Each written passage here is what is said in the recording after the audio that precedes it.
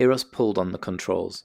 They became less responsive as the systems began to fail. As though organic, the asp was dying a long drawn-out death. Eros was following the Fargoid, although he was starting to veer off course as they dropped under 10 kilometers altitude. He shut down the main thrusters and tried to navigate entirely on secondary maneuvering. The groan of the ship came in a different pitch, but it still groaned nonetheless. It became clear that his landing would be rough, even though the gravity was extremely low. The ship would still have a hard time stopping. Eros hesitated. Now at 5 kilometers, he toggled the main thrusters back online and cursed himself for ever shutting them down, as it made a stuttering sound. He rotated the ship to attempt a rocket-style landing. As he brought up the thrust, the main drive continued to protest, although ultimately he knew it was providing something as he began to counter the yaw it was generating. The thruster let go roughly 300 meters above the surface.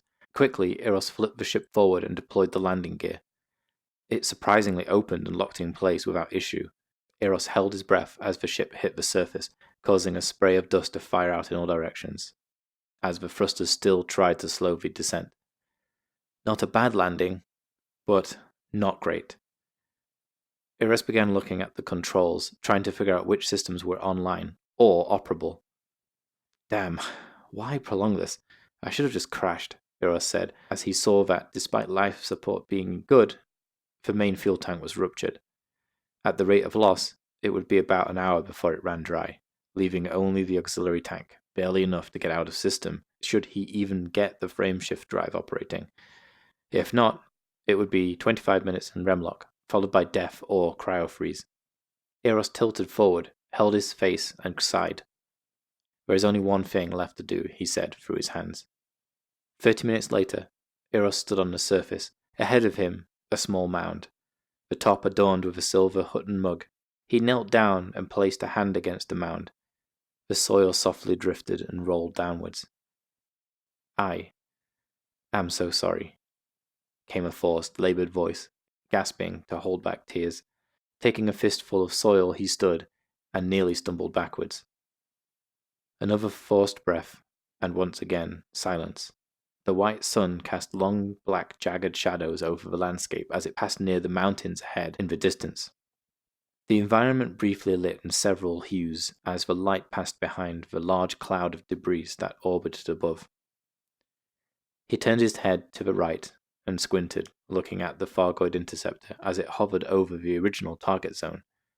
It scanned the surface and rotated several times, while cycling colours.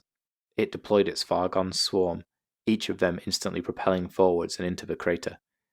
It appeared to do this in sequence, a total of 3 swarms, all of which vanished out of view. Eros felt the ground rumble and shake as the interceptor began firing into the crater. The craft lit up a green and yellow, and the crater exploded. Eros stumbled as tremors came in rapid sequence shortly after. After firing into the crater for a solid minute more, the Fargoid closed and rotated to face the downed asp, accelerating towards it. As though it saw Eros standing on the surface, it changed course and moved close. In any other circumstance, Eros would have been terrified, though, at this moment, he couldn't really feel anything. Very slowly, the Fargoid drifted in close, rotating as not to strike the surface. It completely filled his view, finally stopping an arm's length away. He lifted his hand and slowly placed it on the eye-like structure. Although organic in appearance, it was like solid glass, almost frictionless. Slowly it backed away, paused over the scene, and then turned into the sky and ascended, leaving Eros once again alone on the surface. Warning: oxygen at 5%. Rebreather reaching end of life. Eros forced another gasp of air, and then turned slowly to look back at the Asp Explorer some 200 meters walk away. Smoke was flowing out of the hull and sinking to the surface like fluid. Stumbling and dragging his feet, he started to move. The vacuum maintained absolute silence, the only living environment maintained within the helmet worn by a broken human soul. The light began to disappear as shadow flowed over the surface like a creeping black ocean. Eros stumbled and vanished below.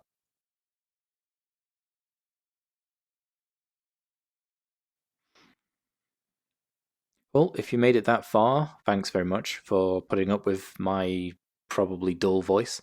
That was Exodus of the Mug. I wrote this after a little bit of inspiration on the Hutton Truckers Facebook group, a 5 part little story about a Sidewinder with a rogue AI. And I've written random sci-fi related things for many years, although I've never actually finished any projects. And so this one was the first project I actually finished, and so I felt it would be quite nice to put it out there. So I chose to read it audiobook style, and yeah, I think it worked pretty good.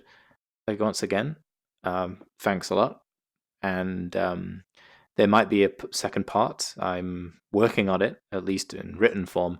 Whether I manage to finish it depends on whether I have enough inspiration. So, thanks a lot.